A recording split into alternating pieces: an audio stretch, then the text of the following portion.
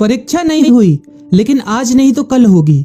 ये कोरोना महामारी आज नहीं तो कल जरूर खत्म होगी। स्कूल कॉलेजेस कभी ना खुलें, ऐसा नहीं होगा। अभ्यास करते रहोगे तो कोई पछतावा नहीं होगा।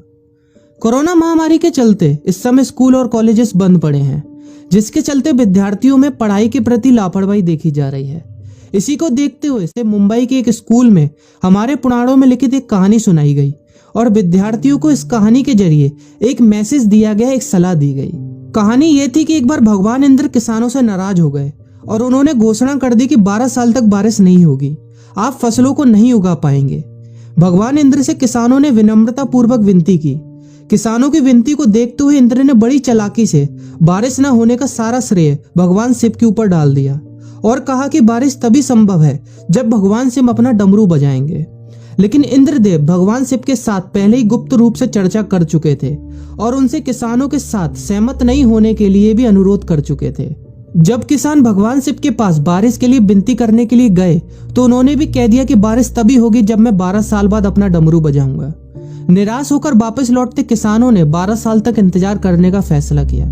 लेकिन उनमें से एक किसान वापस लौटकर नियमित रूप से अपना काम कर रहा था, खेती कर रहा था, यहाँ तक कि बीज भी बो रहा था।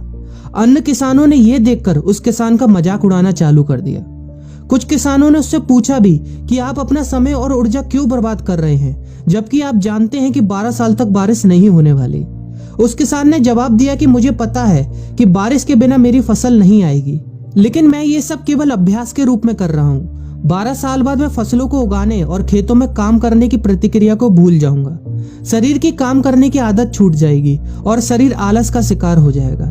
इसलिए मैं अभ्यास करता रहता हूँ कि जब 12 साल बाद बारिश होगी तो मुझे काम करने में मुश्किल नहीं होगी। जब इस किसान की यह बात पार्वती जी को पता चली तो उन्होंने भी चिंतित होकर शिव जी से कहा, आप भी 12 साल बाद डमरू बजाना भूल सकते हैं। यह सुनकर भगवान शिव भी चिंतित हो गए, इसलिए कहीं वो डमरू बजाना भूल तो नहीं गए, इसकी जांच करने की सोची और अपना डमरू उठाकर बजाने की कोशिश करने लगे।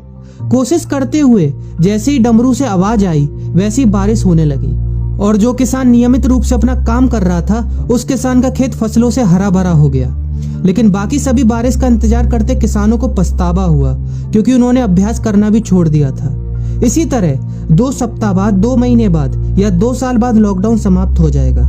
कोरोना महामारी भी खत्म हो जाएगी। इसे घूरने या इस महामारी के खत्म होने तक का इंतजार करने से बेहतर है कि आप जिस कक्षा में हैं या जिस अगली कक्षा में जाने वाले हैं उसका अध्ययन करें। पुस्तकों का अध्ययन करके अपने कौशल को तेज करें। आपके पास जो ज्ञान है उसे और बढ़ाएं। इस समय का इस्तेमाल करें और ये सोचें कि आप और भी बेहतर कैसे कर सकते हैं, क्योंकि डमरू कभी भी बच सकता है। इसलिए अभ्यास करते रहें। अभ्यास ही गुणवत्ता का सार है। अभ्यास ही है जो आपको किसी भी क्षेत्र में पूर्ण बनाता है।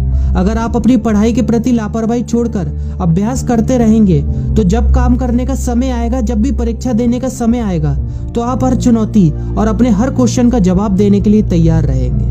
अपना ध्यान रखें और अपनों का ख्याल रखें, क्योंकि कोरोना भी गया नहीं है। घर पर ही रहने की कोशिश करें ताकि आप भी और अन्य भी सुरक्षित रहें और नियमित रूप से अभ्यास करते रहें, क्योंकि डमरू कभी भी बच सकता है। वीडियो अच्छी लगी हो तो वीडियो को लाइक और अपने फ्रेंड्स के साथ शेयर करना मत भूलिएगा। और अगर आप एक पेरेंट हैं तो आप भी अपने बच्चों के साथ इस वीडियो को शेयर करना मत भूलिएगा।